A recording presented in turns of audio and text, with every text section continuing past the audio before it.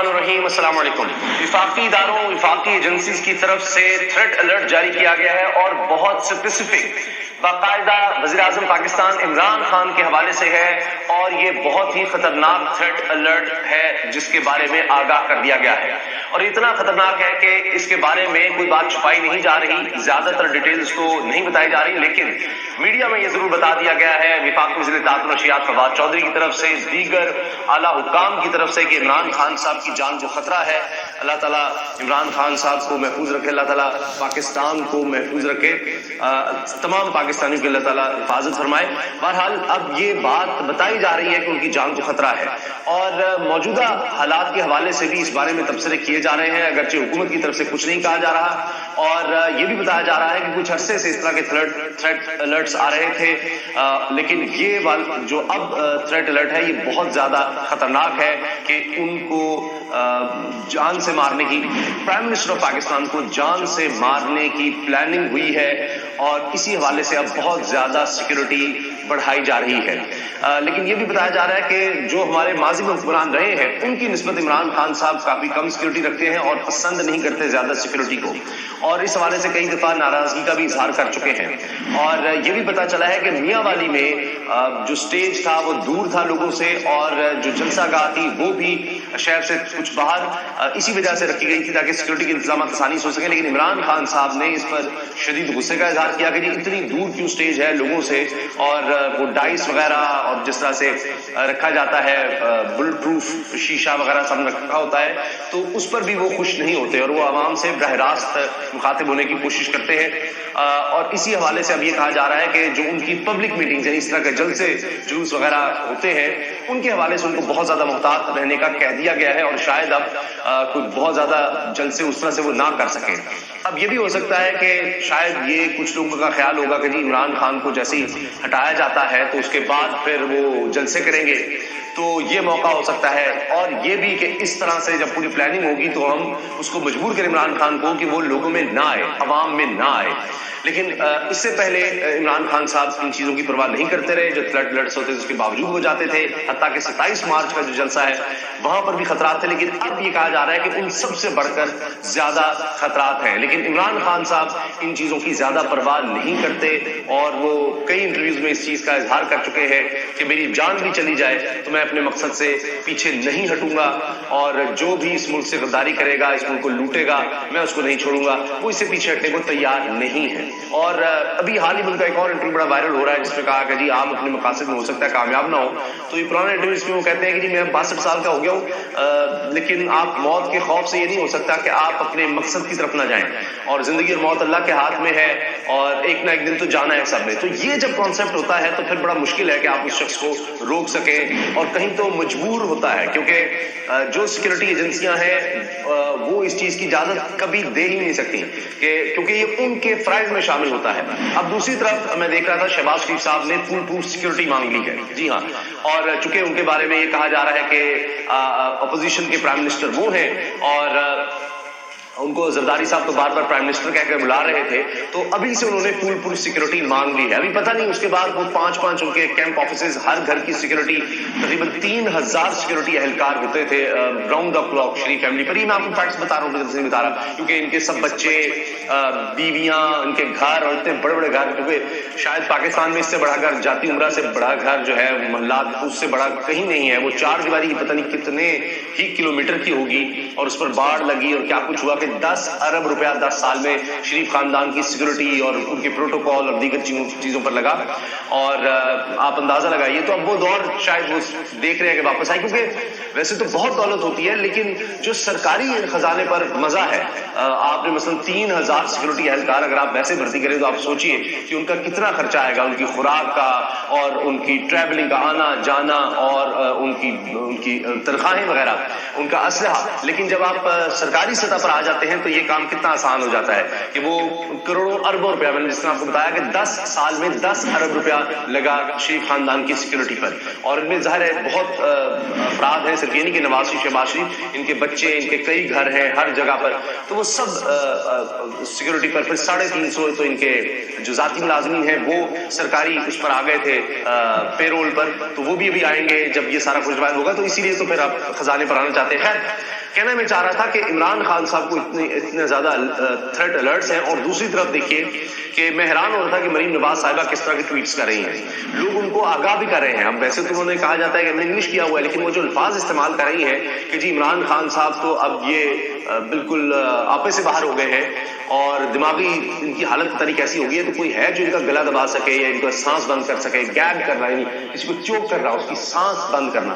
تو کوئی یہ کر سکتا ہے؟ کسی کو کر دینا چاہیے، کوئی ہے جو کرے اور ان کے منہ پر یعنی باندھے کچھ. تو یہ باتیں مریم صاحب رکھی، تو لوگ کہہ رہے ہیں کہ آپ یہ کیا کہہ رہی ہیں، یہ تو کسی کو جان سے مارنے کی دھمکی کی طرح سے ہے. تو اس طرح کی چیزوں سے پرہیز کرنا چاہیے. لیکن بہرحال وہ جب تک میں نے دیکھا تھا وہ ٹویٹ انہوں نے ڈیلیٹ نہیں کی تھی، اور اس کا کوئی شاید ان کو کوئی انگریزی مطلب سمجھا دے کہ یہ ہوتا ہے. مجھے امید ہے کہ انہوں نے شاید بس غصے میں یہ بات کہہ دی ہوگی، ورنہ اس طرح کے الفاظ نہیں استعمال کرنے چاہیے. آپ کو پتہ نہیں ہے، لیکن ویسے تو وہ انگلش ہے، ان کو اس طرح کی بات نہیں کرنی چاہیے تھی. بہرحال جناب، اب ایک اور چیز یہ ہے کہ شیخ رشید صاحب کا ایک بیان آیا ہے، اور وہ یہ کہتے ہیں کہ جی میں سوموار سے میں سیاست سے ریٹائر ہونا چاہتا تھا، لیکن اب میرا ضمیر گوارا نہیں کرتا کہ میں مشکل وقت میں عمران خان کو چھوڑ کر جاؤں. ساتھ انہوں نے کہا ہے کہ ذمہ داران رمضان المبارک کے بعد الیکشن کی طرف جائیں. اب دیکھتے ہیں کہ کیا ہوتا ہے، لیکن جو الیکشن ہوئے ہیں ان میں تو عمران خان صاحب کی بلے بلے ہو گئی ہے. خیبر پختونخوا کے بلدیت کے الیکشن، اور اندازہ لگائیں کہ یہ وہ جگہ تھیں کہ جو گڑھ تھے، گڑھ کس کے؟ جمعیت علماء اسلام کے، گڑھ کس کے؟ مسلم لیگ نون کے. ان علاقوں میں خیبر پختونخوا کے بدترین شکست ہوئی ہے. سب سے طاقتور امیدوار امیر مقام، ان کے بیٹے کو شکست ہوئی ہے. کارکنوں سے شکست ہوئی ہے، تحریک انصاف کے عمران خان صاحب کے کارکنوں سے. اور یہ سارے جو ان کے اہم ترین لوگ تھے، یہ گڑھ سمجھا جاتا ہے کہ یہاں سے تو ہم ایزیلی کلین سویپ کر لیں گے، وہ الٹا کام ہو گیا ہے. تو یہ حیران کن ہے کہ عمران خان صاحب کتنے پاپولر ہو گئے ہیں، اور سب اس بات پر حیران ہو رہے ہیں. البتہ میں نے دیکھا کہ بہت سے چینلز وہی جو اپوزیشن کا رونا روتے رہتے ہیں یا ان کی طرف دھیان جاتا ہے، تو اب بیلنس کی وہ اتنا قریب چلے گئے ہیں کہ اب تو ایسی رپورٹنگ ہو رہی ہے کہ عمران خان صاحب نے کتنی دفعہ جناب میں مجھے بولا. یہ اب ہو رہا ہے. یعنی اب ہمارے مین اسٹریم جو ٹی وی چینلز ہیں وہ اب میمز کے چینلز بن گئے ہیں، اور یہ باتیں اور کچھ نہیں. یہ امریکہ کے لیے آپ کو یہ رویہ نظر آئے گا، پاکستان کے لیے ضرور نظر آئے گا. تو نیگیٹو کوریج اتنی ہوئی کہ جیسے پتہ نہیں ان کی جیت دبائی جا سکے، لیکن بہرحال وہ سامنے آ گئی. پھر آپ دیکھیے کہ عمران خان صاحب نے سیکورٹی ڈائلاگ کی تقریب سے جو خطاب کیا ہے، اس میں اعتراض کیا جا رہا ہے جی اردو میں کیوں کیا. اب یہ بھی سمجھ نہیں آتی کہ جی لباس پر کہ جی شلوار قمیض کیوں پہنتے ہیں، اردو کی بولتے ہیں، انگریزی کیوں نہیں بولتے. وہاں انگریز بھی بیٹھے ہوئے تھے. بھائی پاکستان، وہاں پوری دنیا میں چین کا کوئی دیکھ لے، فرانس کا دیکھ لے، امریکہ برطانیہ ان کی انگریزی، آپ اسکینڈینیوین کنٹریز دیکھ لیں، آپ جرمنی کو دیکھیں، آپ فرانس کو دیکھیں، آپ روس کو دیکھیں، کون سے ملک میں آپ کو، ایران کو دیکھ لیں، چلے سعودی عرب کو دیکھ لیں، کیا وہ انگریزی میں بات کرتے ہیں اس طرح بلا کر، وہ آگے ڈپلیٹ ہوتی ہے. تو یہ ہمیں کیوں اتنا کمپلیکس ہے؟ پھر خواجہ اسلم صاحب صحیح کہتے ہیں امریکہ کے بغیر ہم نہیں چل سکتے. اور شہباز شریف صاحب نے جو کہہ دیا پھر یہ کیا مراسلہ ہے، یہ ہوتی ہے تو روٹین کی بات آتے جاتے رہتے ہیں. تو کسی نے اتنا اس پر بھرپور طنز کیا ہے کہ جی ہاں جی شہباز شریف کہہ رہے ہیں، ہمارے سارے لوگ یہ کہتے ہیں کہ یہ تو کوئی بات نہیں، تھریٹ اور دھمکیاں کوئی نہیں، امریکہ بڑا ہے، امریکہ بہادر، وہ کچھ کہتا رہے کیا بات ہے. بندے میں اندر خود بندے مرا ہونا چاہیے، بس غیرت یا شرم نہیں ہو تو پھر کوئی، یہ تو ہوتا رہتا ہے. تو بہرحال جناب اب ایک اور یہ بحث چل نکلی ہے سیکورٹی ڈائلاگ میں. جو عمران خان صاحب نے یہ بات کی جو اردو میں جو کی ہے، اس میں انہوں نے کہا کہ جی ایک طاقتور ملک ہے وہ آپ کو دھمکی دیتا ہے کہ جی آپ روس کیوں جا رہے ہیں، جبکہ آپ دیکھیں بھارت روس سے رعایتی نرخ پر تیل خرید رہا ہے اور زیادہ خرید رہا ہے. امریکہ کیا کہہ رہا ہے، اس کو کیا بگاڑ لیا اس کا.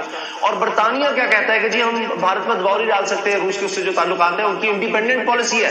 تو عمران خان صاحب کہتے ہیں پھر ہم کیا ہیں، ان کی اگر انڈیپینڈنٹ پالیسی ہے تو ہمیں آپ نے کیا سمجھا ہوا ہے، ہم چپ رہیں، ہم روس نہیں جا سکتے، ہم جگہ نہیں جا سکتے. تو پتہ نہیں اس بارے میں کوئی آدمی، کوئی اپوزیشن کا بندہ جو ہے نا وہ کوئی یعنی سمجھے نا اہمیت کا مظاہرہ نہیں کر رہا، کوئی انڈیپینڈنس کا مظاہرہ نہیں کر رہا. پتہ نہیں ان کو کیا ہو گیا.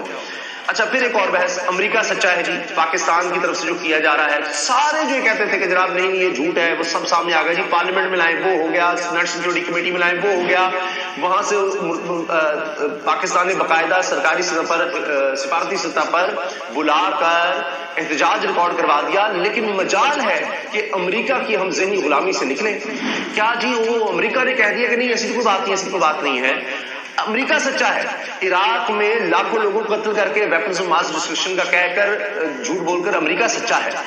آپ دیکھیں کہاں کہاں نہیں یہ ہوا، افغانستان، لیبیا، شام، ان جگہوں پر، سب جگہوں پر امریکہ سچا ہے جی، پاکستان جھوٹا ہے جناب. وہاں پر جس طرح سے بھی گئے کہ افغانستان میں، اچھا وار کرائمز کا جناب ان پر ہوتا ہے امریکہ کے حوالے سے کہ جی وہ پھر بھی جی امریکہ سچا ہے، وہ امریکی سچے ہیں، سب یہ تاریخ میں سارا کچھ کر کے ایک ایک چیز سامنے آ گئی، جھوٹ پہ جھوٹ، وکی لیکس سامنے آ گئے، پتہ نہیں کیا کچھ ہو گیا، لیکن جناب امریکہ پھر بھی سچا ہے۔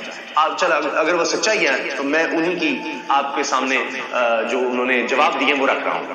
امریکہ کی طرف سے جب سوال کیا گیا ان کے ترجمان سے تو کہ جی پاکستان میں سلپ آف ٹنگ سے عمران خان نے امریکہ کا نام لے دیا کہ آپ ان کے دوسرے ہیں، تو انہوں نے کہا کہ جی ایسا نہیں ہے۔ اب سنیے الفاظ سنیے گا، میں نے اس پر ٹویٹ بھی کیا ہے کہ کہا یہ گیا کہ جی ہم پاکستان کے حالات پر بہت باریک بینی سے بڑی قریبی بغور نظر رکھے ہوئے ہیں، جائزہ لے رہے ہیں۔ دیکھیے اتنی فکر ہے، یہ لفظ ہے کہ کلوزلی مانیٹرنگ، ہم بڑے دھیان سے دیکھ رہے ہیں پاکستان کے حالات کو، اور ہم وہاں پر آئینی اور قانون کی حکمرانی اور آئین کی حکمرانی کو سپورٹ کرتے ہیں۔ اب آپ کہیں اس میں کیا برا ہے؟ دیکھیے یہ جملے کیا ہے، آئین اور قانون کی حکمرانی۔ اب تحریک عدم اعتماد آئینی ہے، آئین میں درج ہے، تحریک عدم اعتماد آ سکتی ہے، تو امریکہ اب آئین کو جو سپورٹ کرنے کا کہہ رہا ہے کہ وہ اب اس کو خیال ہے آئین کو سپورٹ کرنا ہے، اس جملے کی کیا ضرورت ہے؟ جی نہیں، یہ تحریک عدم اعتماد آئینی ہے اور آئین کو ہم سپورٹ کرتے ہیں۔ تو سمجھنے والوں کے لیے بڑی واضح بات ہے۔ تو جناب آخر میں ایک چیز اور آپ کے سامنے رکھنا چاہتا ہوں، جہاں یہ ہے کہ عمران خان یہ وغیرہ ہیڈ لائن سے بات مارے کیا لگنے لگی جی عمران خان کا صدقہ دیا گیا ہے۔ کیا صدقہ؟ توبہ، نعوذ باللہ، کیا ہمارے دین میں جائز نہیں ہے؟ کیا اچھی چیز نہیں ہے صدقہ دینا؟ تو یہ جی وہ جی تقریب سے پہلے ان کا صدقہ دیا گیا، پتہ نہیں کدھر جائیں، کیا کریں آپ۔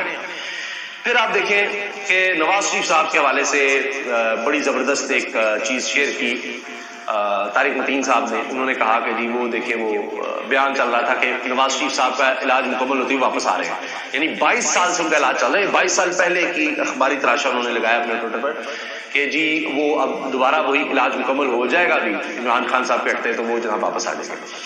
اسد عمر صاحب کا ایک ٹرپ جناب چل رہا ہے کہ اسد عمر صاحب نے یہ بات کہی ہے کہ دیکھیں یہ کہنا کہ جی یہ عمران خان ٹھیک نہیں چل رہا اور یہ ہمیں منظور نہیں ہے، چلے ٹھیک ہے، آپ کوئی ملک کہہ سکتا ہے جی یہ بندہ ٹھیک نہیں چل رہا، اس کو کہیں ٹھیک ہو، یہ کیوں جا رہا ہے روس۔ پھر آگے کہتے ہیں کہ تحریک عدم اعتماد آ رہی ہے، تو وہ اگر ناکام ہوئی، یعنی عمران خان ہی پرائم منسٹر رہا، تو پھر اگر کہتے ہیں کہ اسد عمر کے بقول کیوں کہتے ہیں جی پھر یہی رہے گا تو پھر آپ سوچ لیں پھر ہم حالات اچھے نہیں ہوں گے، یا یہ کہتے ہیں کہ جی عدم اعتماد کامیاب ہو جائے گی جب عمران خان ہٹایا جائے گا، جو نئی گورنمنٹ آئے گی ہم اس کے ساتھ دیکھیں گے کیسے تعلقات رکھنے ہیں۔